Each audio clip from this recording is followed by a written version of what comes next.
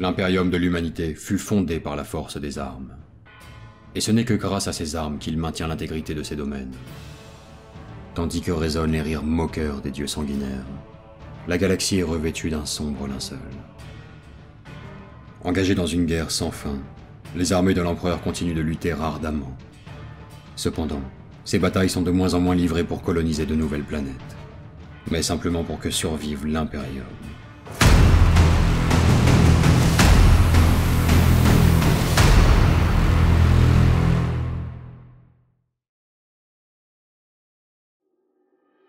L'Astra Militarum est la principale force militaire de l'Imperium. Bien qu'individuellement, les soldats et les chars de la garde impériale soient surclassés par leurs homologues adverses en termes de force brute et de prouesse technologique, ils compensent ces désavantages par le nombre. L'Astra Militarum n'est pas une arme de guerre précise comme l'est une force de frappe de l'Adeptus Astartes. Elle est le marteau de l'Empereur. C'est un instrument de destruction pesant, utilisé pour anéantir l'ennemi au cours de longues campagnes. Ces conflits peuvent durer des décennies, voire des siècles. Cependant, les maîtres de l'Astra Militarum n'hésitent jamais à livrer de telles guerres d'usure. D'une certaine manière, c'est même devenu la marque de fabrique de la garde impériale. Même si un garde impérial ne pourra jamais rivaliser avec un Space Marine, il n'est qu'un soldat parmi des régiments de milliers d'hommes et de femmes. L'Astra Militarum recrute ou enrôle de force des milliards de combattants chaque année, si bien que leurs commandants peuvent compter sur une quantité presque inépuisable de soldats. La plupart des gardes impériaux ne portent qu'un humble fusil laser, mais cette arme rudimentaire produite en masse est tout de même plus précieuse que la vie du soldat qui le porte. Car s'il est une seule ressource dont les millions de planètes de l'Imperium ne manquent pas, c'est bien la vie humaine. Les effectifs de la garde impériale sont si vastes, et leurs campagnes si éparpillées à travers la galaxie, que même l'Adeptus Terra n'a qu'une vague idée de leur nombre total et de leur zone de déploiement. La puissance de la garde impériale n'est pas limitée par le nombre de troupes auxquelles elle peut faire appel, mais plutôt par la logistique complexe que cela requiert. Si bien qu'une fois un conflit terminé, les régiments impliqués sont souvent abandonnés sur place, oubliés pendant des années, voire des décennies. Certains chefs peu scrupuleux n'hésitent pas à envoyer des vagues d'infanterie jusqu'à ce qu'elles submergent l'ennemi, ou que ce dernier tombe à court de munitions. Durant une célèbre bataille, le commandant Chenkov de Valhalla s'empara d'une forteresse inexpugnable en envoyant impitoyablement à la mort ses soldats, les uns après les autres. Vers la fin du siège, les cadavres des premières vagues d'assaut formaient une rampe que leurs camarades pouvaient emprunter pour atteindre le sommet des remparts. Les armées de la garde impériale sont si vastes qu'elles peuvent s'étendre sur des continents entiers. Afin de garder le contrôle de ces forces, la garde impériale possède une solide chaîne de commandement qui assure la bonne exécution des ordres et le respect des plans. Au sommet de la chaîne, les officiers supérieurs établissent les stratégies qui seront relayées par différents échelons d'officiers inférieurs jusqu'aux escouades de garde. Parallèlement, des commissaires taciturnes parcourent les rangs de soldats pour maintenir leur cohésion en faisant tonner aussi bien leur voix que leurs pistolets bolteurs. Ce sont des individus impitoyables, voire cruels, mais leur éloquence est incontestable. Mené par un commissaire, n'importe quel peloton de la garde impériale à bout de force trouvera les ressources nécessaires pour mener une dernière charge contre l'ennemi, animé par la conviction d'avoir une chance de vaincre. En revanche, les gardes impériaux fautifs servent d'exemple, car la vue d'un camarade exécuté froidement par un commissaire permet de motiver les troupes. Même les gardes impériaux vétérans parlent des commissaires avec crainte et respect, et la plupart préféreraient mourir des mains de l'ennemi plutôt que de devoir affronter la honte de l'échec et la justice sommaire dispensée par le pistolet d'un commissaire. Les soldats de l'Astra Militarum sont originaires d'1 million de planètes différentes. Certains ont été enrôlés de force, tandis que d'autres, galvanisés par les campagnes de propagande, se sont engagés volontairement. Mais tous savent qu'ils ne reverront probablement jamais leur monde d'origine. Chaque régiment a le droit de conserver son identité culturelle, ce qui permet de renforcer les liens entre ses membres, tout en assimilant facilement les différentes sociétés de l'Imperium au sein de l'Astra Militarum. L'apparence des soldats de la garde impériale varie donc considérablement d'un régiment à un autre. Certains ont une apparence austère, reflétant leur culture pragmatique. D'autres s'en vont en guerre dans des uniformes chamarrés, honorant les coutumes ancestrales de leur monde d'origine. Ces régiments hétéroclites se retrouvent parfois côte à côte sur une même ligne de front pour former une armée gigantesque. L'apparence disparate de ces différents régiments est encore agrémentée par la présence d'unités spéciales, fournies par les institutions auxiliaires. On compte parmi elles la Schola Progenium, qui forme les commissaires et les troupes de choc du Militarum Tempestus, une force d'élite formée pour des interventions éclairs. La Schola Psychana, qui entraîne des psycheurs suffisamment fiables pour servir au sein des armées de l'empereur. Ou encore l'Abuma Auxilia, qui assure l'entraînement des Ratlings, des Ogrins et des autres races d'abhumains qui ont pour souche commune l'humanité. Ils sont également rejoints par des éléments d'autres institutions de l'Imperium, comme des prêtres du Ministerum qui s'assurent du bien-être spirituel des troupes, ou encore des technogures de l'Adeptus Mechanicus, qui entretiennent les parcs de véhicules de la garde impériale. La structure verticale et les ramifications complexes de l'Astra Militarum en font la colonne vertébrale de l'Imperium. C'est elle, et elle seule, qui lui permet de se tenir debout face à ses ennemis.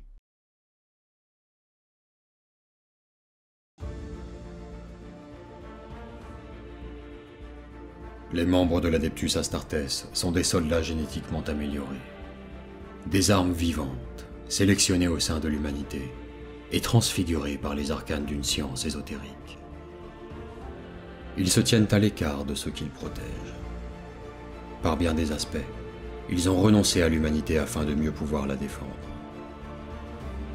C'est une confrérie de guerriers surhumains, créés pour la guerre, entraînés pour la guerre, et voués à la guerre. Leur corps est libéré des afflictions et des maladies. Leur esprit est libéré des doutes et des ambitions. Ils ont le cœur pur et le bras puissant. Ils sont le glaive de l'empereur, les champions de l'humanité, les anges de la mort. Ils sont les Space Marines, et ils ne connaissent pas la peur. Les légendes qui entourent l'Adeptus Astartes sont nombreuses. La démarcation entre le mythe et la réalité est parfois ténue. De nombreux citoyens de l'Imperium n'ont pas conscience de l'existence des Space Marines. D'autres considèrent les histoires au sujet de ces guerriers invincibles comme des fables naïves, inventées pour consoler les simples d'esprit en une sinistre époque. Mais les gouverneurs planétaires qui se détournent du credo impérial ne tardent pas à découvrir que les Space Marines sont bien réels, et que ces anges de la mort peuvent se montrer aussi impitoyables envers les humains qu'envers les Xénos. Les séditieux, les rebelles, les hérétiques, ceux qui pactisent avec l'extraterrestre, le mutant ou le démon, condamnent leur planète à des purges meurtrières. Les Space Marines sont le courroux de l'empereur, menaçant de s'abattre sur tous les ennemis de l'Imperium, même ceux qui se cachent au sein de l'humanité. Les guerriers de l'Adeptus Astartes surpassent n'importe quel humain. Ils sont plus forts, plus rapides, plus endurants.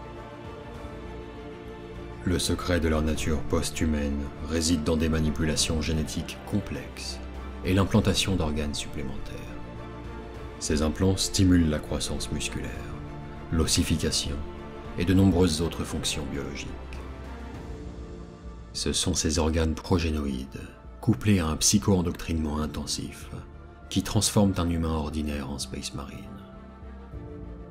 La création d'un Space Marine est un processus long et minutieux, qui peut s'avérer fatal au jeune aspirant.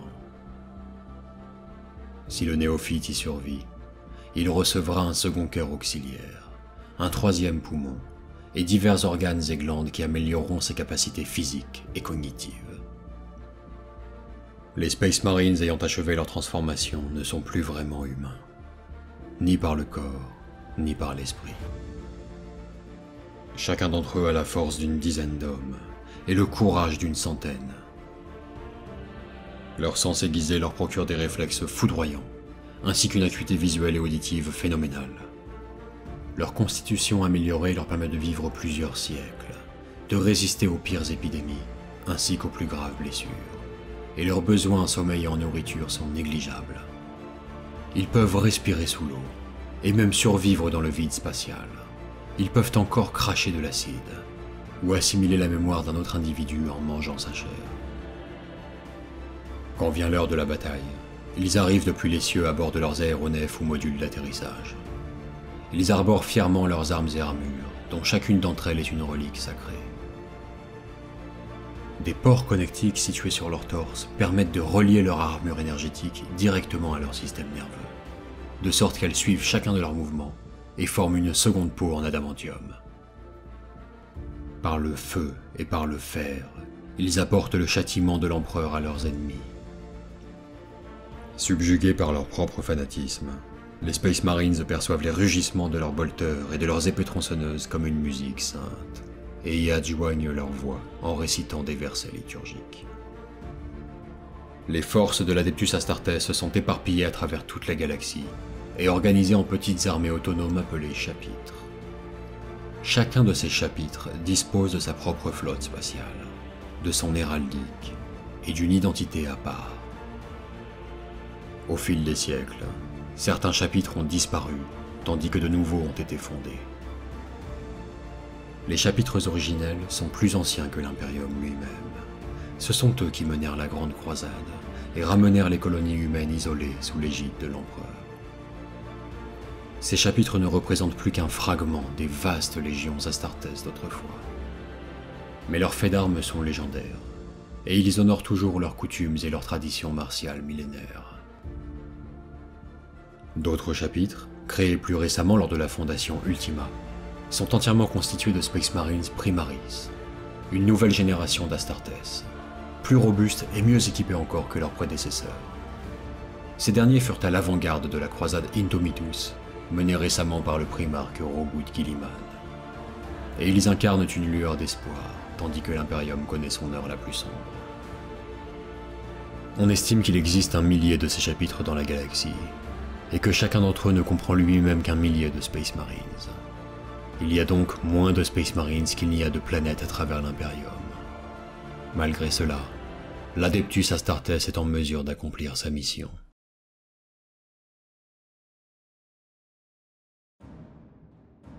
L'Adeptus Ministerum, que l'on nomme également l'Ecclésiarchie, est la religion galactique de l'empereur déifié. Son emprise se ressent sur chaque monde civilisé. Bien que l'interprétation des rites et des dogmes de l'Ecclésiarchie puisse varier, toute déviance fondamentale est considérée comme une hérésie passible de mort. Mais grâce à sa myriade de prêcheurs, de confesseurs, de missionnaires et de cardinaux, le Ministerum prend soin de guider les masses indigentes dans leur dévotion envers l'empereur. L'influence du Ministerum s'étend aussi aux forces militaires de l'Imperium. De nombreux régiments de l'Astra Militarum ont des prêtres du Ministerum assignés. Les soldats de la garde impériale voient leur foi renforcée par la présence de ces révérés individus. Face aux multiples périls d'une galaxie hostile, la foi peut à elle seule porter un soldat à travers un champ de bataille pour aller y affronter des monstres infernaux et des créatures extraterrestres, en étant armé de rien de plus qu'un fusil laser et une baïonnette. Les prêtres du Ministerum sont de redoutables guerriers en eux-mêmes, si fervents dans leur foi qu'ils sont capables d'accomplir des miracles au combat lorsque la lumière de l'empereur brille à travers eux. Ceux qui sont véritablement imprégnés par la faveur du Seigneur de l'humanité peuvent manifester des pouvoirs surnaturels pour châtier le démon et l'hérétique. Ces saints hommes sont toutefois loin de constituer les seuls atouts sur lesquels peut compter l'Adeptus Ministerum pour châtier ses ennemis. Les Crusaders sont des combattants expérimentés qui font office de garde du corps auprès des saints procureurs de la volonté de l'Ecclésiarchie. Armés d'épées énergétiques et de boucliers tempête, ils fauchent ceux qui s'opposent à leur maître et donnent volontiers leur vie pour le protéger. Aux côtés de ces gardes puritains se trouvent les Death Cults, ces ramifications macabres du credo impérial qui vénèrent l'empereur en tant que dieu cadavre. Plus sinistres encore sont les arcoflagellants, des criminels à l'origine, dont la sentence fut de subir une lourde reconstruction cybernétique. Ils sont transformés en machines à tuer psychotiques, dont les mains ont été remplacées par des fouets, et qu'il est possible de faire passer d'un état végétatif à une frénésie sauvage au moyen d'un simple mot-clé. De tels assassins ne font qu'un avec la mort, et l'infligent de bonne grâce au nom du maître de l'humanité. Dépassant les masses, les machines de pénitence sont des marcheurs munis de scies circulaires et pilotés par des malfaiteurs encapuchonnés qui sont poussés au combat en punition de leurs péchés. Ces hordes de fanatiques ne forment cependant pas une armée, mais plutôt une procession militante, un carnaval morbide durant lequel tuer est un acte pieux, et mourir au nom de l'empereur est la plus grande des célébrations. L'Adeptus Ministerum est censé être une organisation purement religieuse, dépourvue de toute force armée. Au 36e millénaire, le haut seigneur Gauge van Dyer assuma simultanément le rôle de maître de l'administratum et d'ecclésiarque. Ce tyran régissait à la fois les affaires politiques et religieuses, et son avidité de pouvoir le conduisit à mettre l'impérium à feu et à sang, grâce à ses vastes armées de frateris templars. Son ambition démente ne prit fin que lorsque sa tête fut séparée de son corps par Alicia Dominica, une religieuse qui prit conscience de la corruption de Van Dyer. Suite à ce règne sanguinaire, un décret fut promulgué pour priver le pouvoir religieux de toute puissance militaire. Le décret de passivité interdit depuis à l'ecclésiarchie d'entretenir des bandes d'hommes en armes. D'un point de vue strictement littéral, les ordres religieux militants exclusivement féminins échappent donc à cette interdiction. C'est l'exploitation sémantique de ce décret qui permet aujourd'hui encore à l'ecclésiarchie de recruter par millions des femmes pour en faire des sœurs de bataille. Ces guerrières seront entraînées et endoctrinées au sein des Schola Progenium, avant de rejoindre les ordres militants de l'Adepta Sororitas. L'opulence de l'ecclésiarchie permettra de les doter des meilleurs équipements. Engoncées dans leurs armures énergétiques baroques finement ouvragées, elles apporteront la colère de l'empereur aux mécréants et hérétiques. Bien qu'elle n'ait pas la constitution post-humaine des Space Marines, leur dévotion envers l'empereur éclipse celle des Astartes. Ces derniers perçoivent principalement l'empereur comme un père, ainsi que le plus grand chef de guerre ayant jamais existé. Mais pour les sœurs de bataille, l'empereur est un dieu omniprésent, dont elles peuvent parfois percevoir les manifestations. Son souffle divin vient alors raviver la flamme de leur foi. Sa douce lumière bannit les ténèbres, et ses murmures chaleureux sont une promesse de béatitude. Les sœurs font preuve de la plus totale abnégation pour honorer le saint sauveur de l'humanité. Leur vie est donc faite de prières et de pénitence en son nom. Mais l'essentiel de leur dévotion revient tout de même à la Sainte Trinité, le bolter, le lance-flamme et le fuseur.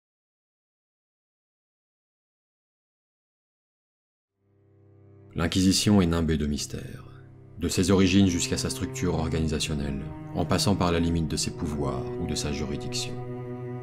Le but de l'Inquisition est toutefois clair: débusquer et identifier les multiples dangers qui menacent l'Imperium, et les détruire par tous les moyens nécessaires. Nul n'est au-dessus de l'investigation et du jugement de l'Inquisition. L'Inquisition est parfois appelée les Saints Ordos de l'Inquisition, car il ne s'agit pas d'une faction homogène, mais composée de plusieurs ordos distincts, chacun spécialisé dans un type de péril, allant des invasions extraterrestres à la corruption interne. Il existe des dizaines de branches différentes, certaines si confidentielles que leur existence a presque été oubliée ou dissimulée à dessein. Mais il existe à présent 3 ordos majoris: l'Ordo Malleus, l'Ordo Hereticus et l'Ordo Xenos. L'Ordo Hereticus traque les hérétiques, les mutants et les psycheurs clandestins. Sa responsabilité est de superviser l'Adeptus Ministerum et d'en destituer les faux prophètes. Son allié le plus courant est l'ordre militant des sœurs de bataille. L'Ordo Xenos est la branche de l'Inquisition chargée de vaincre l'extraterrestre sous toutes ses formes répugnantes. Ces opérations sont souvent conjointes avec les Space Marines de la Death Watch. De même que l'Adeptus Astartes recrute parmi les meilleurs éléments de l'humanité, la Death Watch choisit ses membres parmi les meilleurs Space Marines. Ils forment alors un groupe de héros au style de combat distinct, mais liés entre eux par des armures énergétiques sophistiquées et noires comme la nuit, ainsi que leur volonté d'exterminer les Xenos jusqu'au dernier. L'Ordo Malleus fut établi pour combattre la pire menace pesant sur l'humanité: l'ennemi de l'au-delà, le démon. La chambre militante de l'Ordo Malleus est le chapitre des Chevaliers Gris, avec lequel il fait souvent campagne, sous une structure de commandement commune. Créé sur ordre de l'empereur en personne, chaque chevalier gris est un puissant psyker, pur de corps et d'esprit, et poussé par une juste cause. Les chevaliers gris ont connaissance des plus terribles secrets de l'humanité. Ils sont équipés d'armes de force Némésis, et du meilleur équipement que l'Imperium puisse fournir. Ils sont donc à même d'affronter les horreurs du Warp, et les serviteurs des puissances de la ruine. Il n'est pas rare que ces ordos œuvrent de concert. Il est même encore plus courant pour l'Inquisition de faire appel aux diverses branches militaires de l'Imperium, comme l'Astra Militarum ou l'Adeptus Astartes. Plusieurs ordos sont fermement reliés à certaines branches, mais la galaxie est vaste, et les voyages Warp sont hasardeux. Aussi un inquisiteur sera souvent contraint de mobiliser les forces immédiatement accessibles. Dans certaines circonstances, un inquisiteur assumera temporairement le commandement d'une armée, tandis que dans d'autres situations, il sera juste rattaché à d'autres forces impériales, tout en poursuivant ses investigations. L'apparence des inquisiteurs est tout aussi variée que leur méthode. Il peut s'agir de jeunes zélotes, mus par la justesse de leur cause, ou de vétérans désabusés, qui remettent méthodiquement en question jusqu'à leur propre motivation. Certains inquisiteurs se parent d'un voile de mystère, ne révélant jamais leur véritable but, pour mieux observer ceux qui les entourent. D'autres sont plus ostentatoires, annonçant leur présence en fanfare, et portant les symboles de leur affiliation inquisitoriale sur des bannières. Les ordos sont eux-mêmes divisés par un schisme. On trouve d'un côté les radicaux, qui n'hésitent pas à employer des armes prises sur des ennemis vaincus, comme des armes possédées par des démons. De leur point de vue, la meilleure façon de défaire l'ennemi est de retourner ses propres armes contre lui. La victoire, même acquise par des moyens douteux, demeure une victoire. À l'opposé, les inquisiteurs puritains considèrent de tels actes comme hérétiques, et préfèrent s'en tenir au matériel exclusivement produit par l'Adeptus Mechanicus. De telles dissensions dégénèrent parfois en conflits ouverts, car nul n'est au-dessus de l'investigation et du jugement de l'Inquisition, pas même un inquisiteur.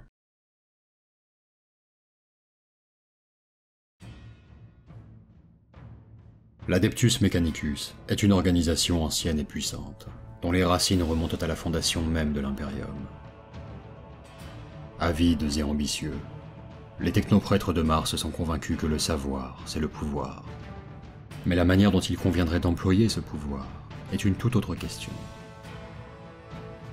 Les prêtres de l'Adeptus Mechanicus reconnaissent l'empereur en tant que maître de l'humanité, mais ne se soumettent pas à l'autorité du culte impérial, ni au dogme de l'ecclésiarchie. En effet, l'Adeptus Mechanicus suit ses propres préceptes mystérieux. Selon le culte Mechanicus, le savoir est l'expression suprême de la divinité, et toutes les créatures et artefacts qui représentent la connaissance sont donc sacrés.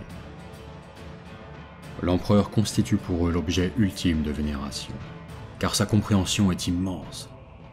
Il est l'Omni-Messie, la manifestation terrestre du Dieu-machine. Les robots et les artefacts qui préservent le savoir des temps anciens sont également bénis. Ils ne sont pas moins divins dans leur essence que les saints faits de chair et de sang. Car pour le culte Mechanicus, la valeur d'un homme est égale à la somme de ses connaissances. Son corps ne représentant rien de plus que le véhicule organique de son intellect. Le culte Mechanicus a pratiquement le monopole sur la technologie de l'Imperium. Ses préceptes et croyances pénètrent les superstitions des citoyens impériaux par le biais de ces rituels entretenus avec obstination. Les technoprêtres règnent sur plus de 1000 mondes forges, chacun étant un centre de pouvoir militaro-industriel, qui sert d'ancrage aux planètes alentours et qui leur fournit les instruments de guerre dont elles ont besoin pour survivre dans une galaxie hostile. Outre la construction de blindés, de canons et de munitions sur des chaînes d'assemblages interminables, on y crée des prodiges de sciences militaires, comme les chars super lourds, les chevaliers impériaux, et même les cuirassés terrestres colossaux que l'on appelle titans, vénérés tels des dieux-machines par la masse des fidèles. Cependant, ces mondes sont bien plus que des complexes industriels. Ce sont également des mines inestimables de connaissances soigneusement accumulées, ainsi que les fiefs des puissantes armées de l'Adeptus Mechanicus. Ces armées comprennent la Legio Cybernetica, Un host robotique constitué de mystérieux automates de combat issus des temps anciens, ainsi que les légionnes Skitarii, des soldats humains qui ont été démembrés puis reconstitués afin de mieux servir l'Omnimessie. Les technoprêtres de l'Adeptus Mechanicus forment un clergé à la logique byzantine étourdissante. Chaque branche a sa propre hiérarchie et a sa propre manière de vénérer le dieu-machine. Leurs avancées durement gagnées au cours de leur éternelle quête de savoir sont rarement partagées pour le bien-être de l'humanité. Elles seront souvent gardées et contemplées jalousement par un technoprêtre, comme un avare comptant son or. Mais grâce au contrôle qu'il exerce sur la technologie de l'Imperium, l'Adeptus Mechanicus a pu préserver son autorité au fil des millénaires. Un technoprêtre qui croit son pouvoir menacé ne reculera devant rien pour le protéger. Meurtre, extorsion, sabotage et déclaration de guerre si nécessaire.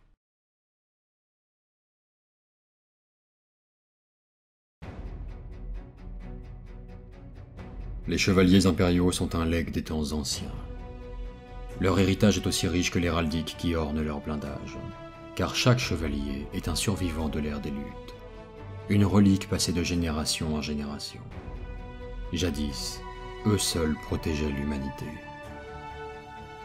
Un chevalier est une immense machine de guerre pilotée par un seul homme descendant d'une noble lignée. Un unique chevalier peut renverser le cours d'une bataille, car ce géant d'adamantium dispose d'armes terrifiantes, d'un blindage épais et d'un bouclier ionique qui le protège contre les tirs. Toutefois, la plupart des chevaliers ne combattent pas seuls, mais au sein d'une maison, c'est-à-dire une organisation qui remonte souvent à un âge antérieur à celui de l'Imperium. Il existe deux types de maisons, celles qui ont juré leur loyauté envers l'Imperium, et celles qui se sont soumises à l'Adeptus Mechanicus. Il arrive également que des individus se détournent de leur maison pour entreprendre une quête personnelle. On les nomme alors chevaliers sans fief. Tout commandant impérial peut s'estimer chanceux s'il peut compter sur la présence d'un chevalier au sein de sa ligne de bataille.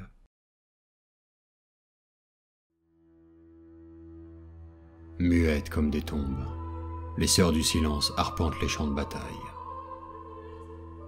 Les armures resplendissantes de ces pieuses guerrières ne sauraient toutefois dissimuler la profonde noirceur qu'elles abritent. Chacune de ces femmes semble projeter une aura perturbante et contre nature. Le gène du paria se manifeste chez moins d'un humain sur 1000 milliards. Son nom est très approprié, car ceux qui le portent sont exclus et persécutés par la grande majorité des citoyens de l'Imperium. Là où un humain normal a un noyau spirituel, un souffle éthéré que certains appellent une âme. Les porteurs du gène du paria ont un vide si total qu'ils jettent un linceul sur l'esprit des gens à proximité. Cela provoque une impression de malaise, d'agitation et de peur, poussant les autres à éviter la compagnie de ces individus. Seuls ceux qui appréhendent le véritable danger de l'évolution psychique de l'espèce humaine comprennent que ces parias sont en fait des armes nées, et qu'ils ont une valeur inestimable dans la longue guerre contre le chaos. Le plus visionnaire et perspicace de ces érudits était l'empereur lui-même. Car si la présence d'un paria est une expérience perturbante pour le commun des mortels, elle constitue une torture insoutenable pour un psyker. C'est pour lutter contre ces psykers que fut créé l'ordre des Sœurs du Silence. À leur intégration dans l'ordre, les sœurs prêtent serment de ne plus s'exprimer par des mots, mais seulement par leurs actes. Les langues fourchues des démagogues et des démons égarent les hommes depuis des millénaires. Elles renoncent donc totalement à ces instruments de duperie. Ces chasseuses de sorcières considèrent leurs vœux faits à l'empereur comme sacrés, et il n'existe aucun rapport de rupture de ce serment, même sous la contrainte la plus extrême. Vêtus de leurs splendides armures étincelantes, les guerriers de l'Adeptus Custodes sont la garde rapprochée de l'empereur. Leur parole fait loi, et leur puissance au combat est sans égale. On raconte que tout comme les Space Marines sont créés à partir du patrimoine génétique des primarques, les custodiens sont façonnés à partir de celui de l'empereur en personne. Sa grandeur coule dans leurs veines, leur conférant une stature et une force au-delà des limites humaines. Une parcelle de sa volonté inviolable leur est transmise, renforçant leur esprit contre la corruption du chaos. Ces guerriers sont si respectés que ceux qui tombèrent pendant la Grande Croisade eurent leur nom inscrit sur la surface intérieure de l'armure de l'empereur. Ils ont plus d'autorité que tout autre agent de l'Imperium, à part peut-être les hauts seigneurs et les inquisiteurs les plus âgés, car ils parlent au nom du palais impérial. Ce sont des individus légendaires au sein des armées de l'Imperium, et même les Space Marines s'agenouillent en leur présence. En dépit de toute sa majesté, un manquement héréditaire entache la glorieuse histoire de l'Adeptus Custodes, une cicatrice disgracieuse qui ne disparaîtra jamais. À la fin de l'hérésie d'Horus, le maître de guerre Félon parvint presque à tuer l'empereur. La garde custodienne, bien qu'elle combattît avec chaque once de sa force et de son courage, manqua à son devoir. Ces guerriers revêtirent des capes noires pour marquer ce triste jour, et pendant des millénaires, ils portèrent la honte de cette défaite en eux-mêmes et à la vue de tous. Toutefois, depuis le retour du primarque Guilliman, les attributions de l'Adeptus Custodes ont changé, tout en restant à jamais les gardiens de l'empereur, leur devoir s'étant à présent au-delà de la porte de son domaine. De nombreux custodiens ont à nouveau pris le chemin des étoiles, reforgeant leur légende en châtiant ceux qui projettent de blesser Sainte Terra avant même qu'ils n'aient embarqué sur leur navire.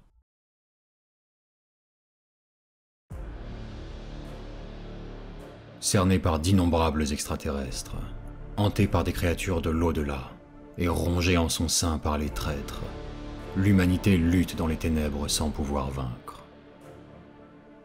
Le désir de l'empereur de fonder un domaine éclairé par le progrès et la sagesse s'est éteint à jamais, enseveli sous des millénaires de terreur et d'obscurantisme. Cependant, les armées de l'Imperium continuent de brandir fièrement leurs bannières, non plus comme des symboles d'espoir, mais comme des symboles de haine et de rancœur envers leurs ennemis.